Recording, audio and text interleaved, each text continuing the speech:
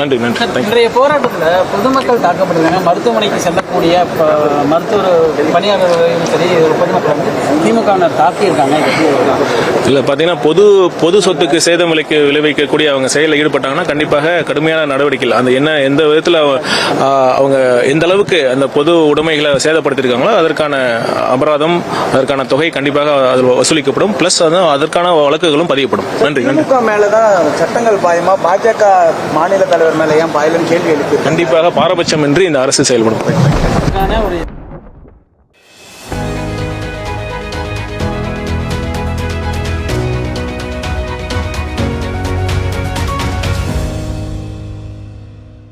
இன்னைக்கு எதிர்கட்சி தலைவர் அவர்கள் கைது செய்யப்பட்டிருக்காங்க. கைது செய்யப்பட்டது வந்து அரசியல் பழிவாங்கும் எண்ணம். நாளைக்கு சட்டப்பேரவை கூட்டத்தொடரும் போது இன்னைக்கு கைது செய்யப்பட்டிருக்காங்க அப்படின்னு சொல்லி இல்ல நீங்க எல்லாம் பார்த்திருப்பீங்க எதனால காவல்துறை இந்த நடவடிக்கை எடுத்திருக்காங்கன்னு சொல்லிட்டு.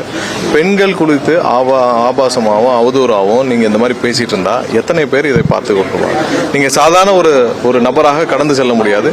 பெண்களுக்கு எதிராக இல்ல பெண்களுக்கு எதிராக எந்தவித குற்ற சம்பவங்களும் எந்தவித அவதூறு வார்த்தைகளும் எந்தவித தவறான பேச்சுக்களும் என்ன பேசினாலும் இந்த அரசு இந்த காவல்துறை கண்டிப்பாக அவருடைய சட்டப்பூர்வம் என்ன நடவடிக்கை எடுப்போம் அதை எடுப்பாங்க.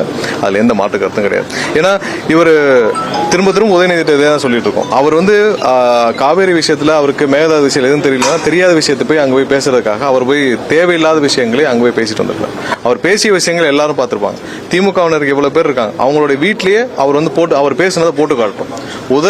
உதயநிதி பேசினதை எல்லா வீடுகள்லயும் எல்லாரும் அவங்க திமுகவினர் போட்டு காட்டட்டும். அவங்க வீட்டில் இருக்கவங்க எல்லாரும் போட்டு காட்டும். உதயநிதி பேசினதுல ஏதாவது ஒரு வார்த்தை ஏற்புடையதா இருக்கான்னு சொல்லிட்டு இவ்வளவு கீழ்த்தரமா கேவலமா பேச வேண்டிய அவசியம் என்ன இருக்கு உதயநிதிக்கு? நீங்க போனது காவிரி விஷயத்தை பத்தி பேசுறதுக்கும் மேகதாது பத்தி பேசுறதுக்கும் அதை சம்பந்தமா உங்களுக்கு தெரியலன்னா தெரிஞ்சதை மட்டும் பேசிட்டு இல்ல அங்க என்ன பேப்பர்ல கொடுக்கணும் அதை வாசிச்சுட்டு வரணும் தானே.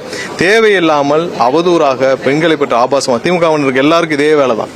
ஏதாவது ஒண்ணுனா ஒரு தனிப்பட்ட முறையில் பெண்களை பற்றி ஆபாசமாக பேசுவது அவதூறாக பேசுவது இதை எந்த காலத்திலும் இந்த அரசு கண்டிப்பாக ஏற்றுக்கொள்ளாது. காவல்துறைக்கு அவங்களுக்கு என்ன கம்ப்ளைண்ட் வந்திருக்கோ அது பூர்வம் நடவடிக்கை எடுப்பார்கள். எல்லாரும் அவங்க வீட்டில் போட்டு கேட்கட்டும்.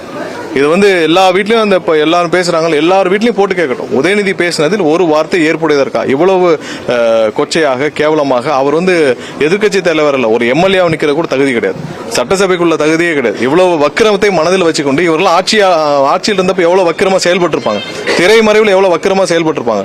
நீங்கள் இவ்வளவு வக்கிரத்தை மனதில் வைத்துக்கொண்டு நீங்க எல்லாம் ஆட்சி நடத்திருக்கோ இல்ல இது இருக்கோ எந்த தகுதி இல்லைன்னா மக்கள் இன்னைக்கு வந்து இவ்வளவு பெரிய வெற்றியே முதல்வர் அண்ணன் விஜய் அவர்களுக்கு கொடுத்திருக்காரு.